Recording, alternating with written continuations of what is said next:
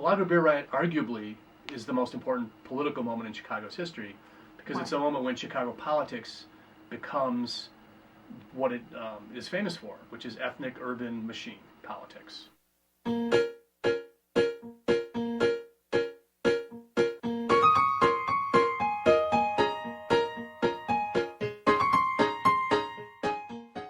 Chicago has always been a tumultuous city. In 1855, Irish and German immigrants of Chicago reacted against dry practices enforced by Mayor Levi Boone and the Know Nothing Party, such as blue laws and increased licensing fees, by revolting with the Lager Beer Riot. The riot restored the original licensing fee, ended nonpartisanship elections, and reformed Chicago politics forever. In the mid-1800s, the flow of German and Irish immigration to Chicago increased substantially due to the potato famine in Ireland and political oppression in Germany. Between 1848 and 1860, nearly 3.5 million immigrants entered the United States, proportionately the heaviest inflow of foreigners ever in American history. Like most immigrants, both groups came here in hopes of creating a better life for themselves and their families. Instead, they were met with heavy discrimination and were considered to be un-American. The population of Chicago in this time was fundamentally divided in two ways.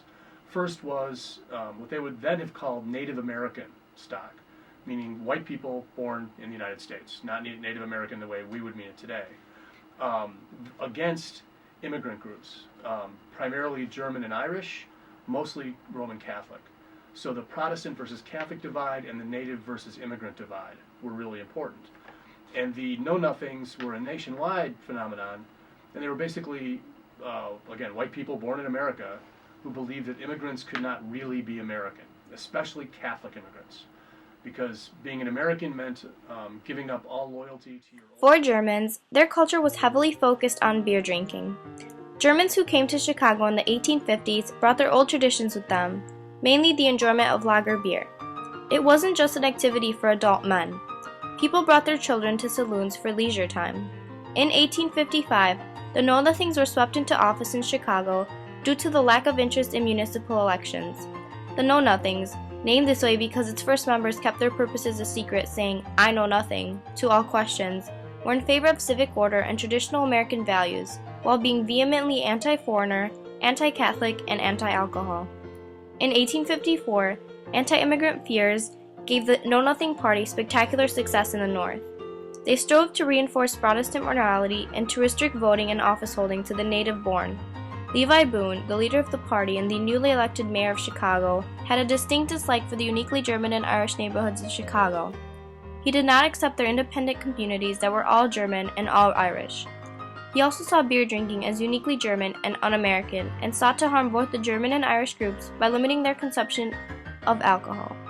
In his inaugural speech, Boone states, "I would therefore recommend the council to refuse the sale of intoxicating liquors.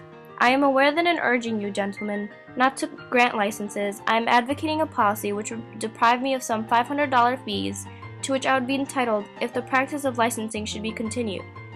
But I can only say that it seems to me if the hundreds were multiplied into thousands, it could not change my views or influence my actions." Mayor Boone reformed the police force, tripling its size, refusing to hire immigrants, and directing them to enforce the old, previously ignored ordinance requiring the Sunday closing of taverns and saloons. The law was intended to eliminate the possibility for Germans and Irish to spend their leisure hours in drinking establishments. Mayor Boone also increased the liquor license fee from $50 a year to $300. The German and Irish of Chicago took this as a personal attack because they were the main owners and occupiers of saloons. They believed that these attacks were directed against their establishments and not the American-owned ones, because while Irish and German saloon owners were getting arrested constantly for operating on Sundays, American-owned saloons were still able to operate through back doors on Sundays. This showed the Irish and German immigrants that this crackdown was not necessarily an attack on alcohol, but an attack on their culture and traditions. The city was growing because of these immigrants, both from Kentucky and New York and New England, other parts of the U.S., and other parts of the world. So there wasn't like a Chicago that they all came to. Their coming here is what made Chicago. On the first Sunday of enforcement of the Blue Laws, over 200 German and Irish saloon keepers were arrested. Their court date was originally set for April 20th, 1855. In order to thwart the rallying immigrants, they changed the court date last minute to April 21st. The immigrants got word of this, and multitudes gathered outside the former Cook County Courthouse on the corner of Clark and Adams to protest the arrest and enforcement of the new laws. None were armed. None of the protesters came looking for a fight, but Levi Boone and his new immigrant-free police force didn't respect the immigrants' right to assemble. Boone ordered the police to clear the area immediately. In the process, 9 protesters were arrested. Angered by Boone's actions, 600 furious German and Irish immigrants stormed across the Clark Street Bridge, this time armed and ready to retaliate. To stop them from getting across and to give them a chance to assemble a sufficient police force, Boone ordered for the bridge to be lifted. Once the bridge was lowered, a cry of "Pick out the stars!" was heard and the first shots were fired. Police officer Patrick Hunt was shot in the arm, and as the shooter attempted to flee, he was shot, providing a wound that ended his life. The crowd was dispersed in minutes after its start, but its effects were felt long after the riot. Shortly after the riot, the original $50 liquor license fee was restored and the blue laws were temporarily repealed. Taverns and saloons were able to remain meeting places for the foreign and native-born Chicago citizens alike. In the next election, Levi Boone was ousted, ending know-nothing control in Chicago. In the long run, the real effects were seen in the reform of Chicago municipal politics.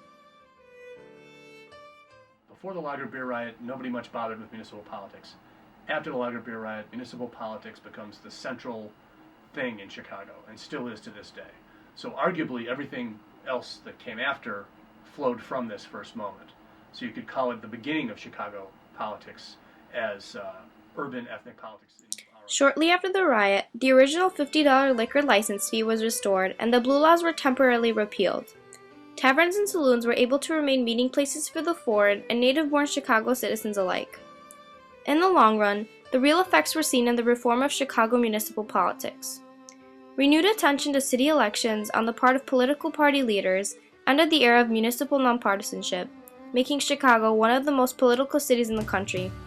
Never again would city elections be of such limited interest that a small group of extremists could win so easily. Also, after the riot, the immigrants realized that they could have an effect on elections since they made up 60% of the city's population, outnumbering the American-born citizens. In the next election, the immigrants mobilized and used their vote to oust Levi Boone, kicking the know-nothings out of office and restoring the $50 liquor license fee. The mayor they elected, Thomas Dyer, said in his inaugural speech, "One great source of annoyance and vexation to our citizens has been the uncertain policy with respect to rates of license. While I intend to recall none of the evils of the past, I think we can remember them with profit. I am in favor of the establishment of a good and effective ordinance respecting the sale of liquor. In framing it, I would so provide that while excesses should be prevented on one hand, there should be no prosecution or prohibition on the other." Not only could they now influence the political process, but also express their culture more freely. The Lager Beer Riot of 1855 had forcefully demonstrated that the German and Irish communities in Chicago truly believed that drinking wasn't a crime against morality, but an act of cultural expression and leisure. They would no longer allow government to infringe on their personal liberties. The riot also led to the rise of a new political party. Having experienced the disastrous consequences of Levi Boone's election in 1855 and the riotous results of their earlier political naivete, a coalition of brewers, distillers, and saloon keepers organized the People's Party.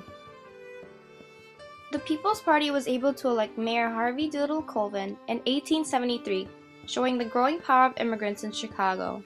The riot was ultimately a success, booting the know-nothings out of power, mobilizing Chicago immigrant voters, and bringing citywide attention to municipal elections.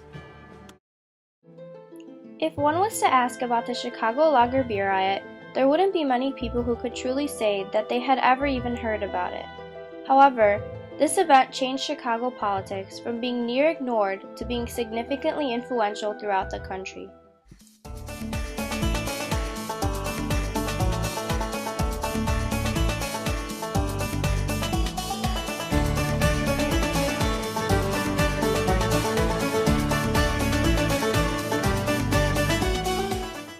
In contrast to 157 years ago, the Irish and German cultures are widely accepted now, as seen by events like Oktoberfest and touring Celtic dance groups.